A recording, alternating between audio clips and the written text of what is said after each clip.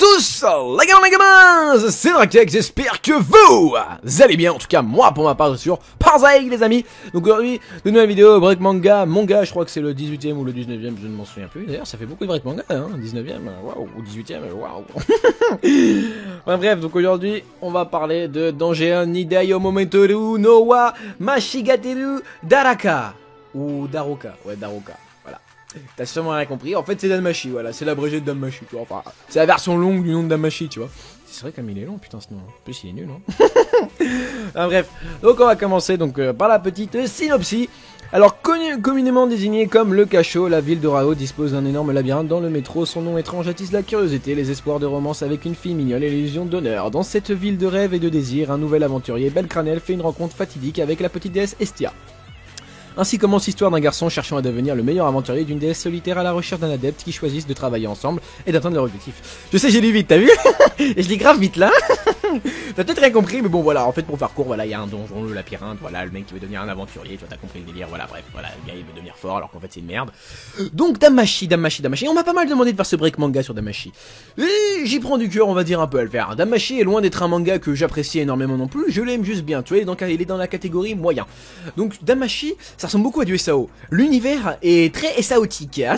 Je sais pas, j'aimais ça se dit, mais on s'en va les couilles. Donc c'est super SAOtique, tu vois. Je parle pas après de l'histoire. C'est la manière dont c'est fait, tu vois. En fait, c'est un...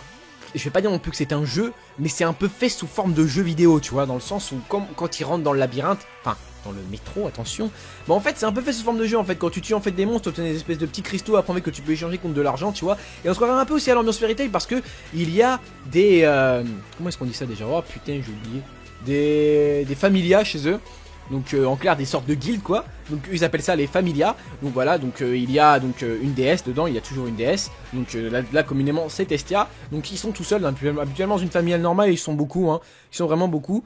Donc au début ils sont tout seuls. Donc Belcranel est un mec après qui va tomber amoureux d'une fille venant d'une familia, je crois qu'elle s'appelle Ace Wallenstein, un truc comme ça, tu vois. Enfin bref, elle a un nom hyper bizarre, on va l'appeler juste Ace. Elle s'appelle Ace, elle est super super kawaii si je peux dire, hein. Donc mignon japonais. Elle est vraiment super belle et donc lui forcément il tombe super amoureux, donc tu vois le grand classique. Et de ce fait là le gars veut devenir super fort parce qu'il a les deux rangs S et lui il est rang merdique, tu vois, il a même pas de rang, tu vois, il est nul.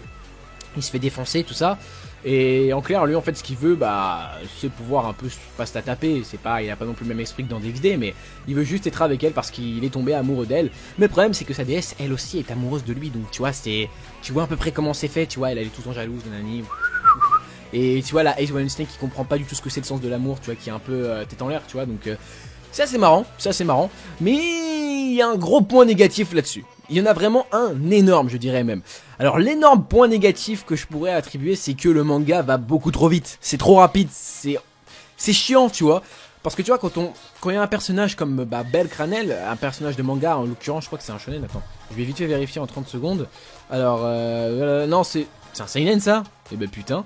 Bon bah apparemment c'est censé être un seinen. Donc on va dire que c'est un seinen, moi je dirais plutôt un shonen, mais bon.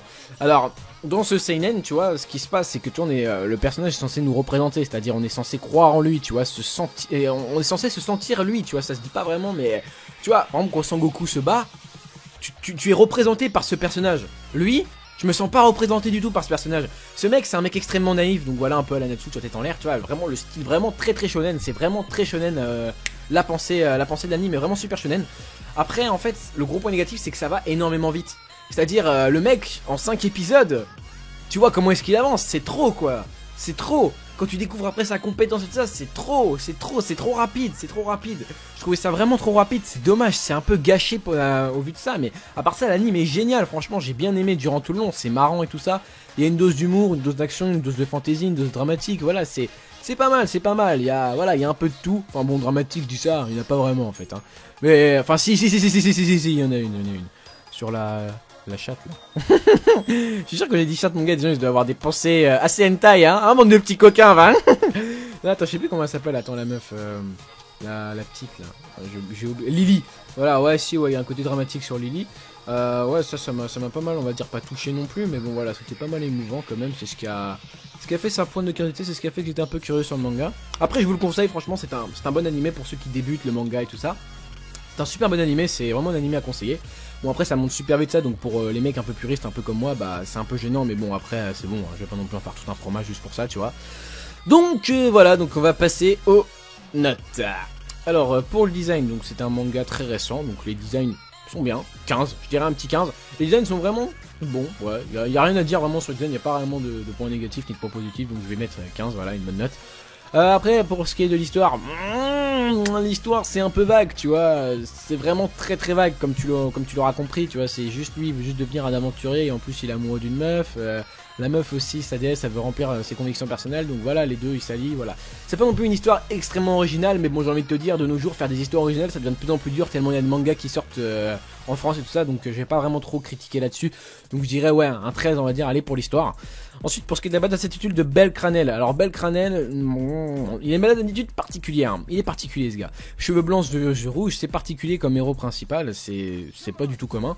Mais après, son armure et tout ça, après quand t'as cette petite armure, hein, avec les petits traits rouges, c'est stylé, hein, c'est assez stylé. Bon allez, on va mettre aussi un 15 pour Belcranel, mais je dis bien... vraiment pas du tout pour son esprit, hein. Là, pas du tout, son esprit, wow, il est en dessous des 10 lui.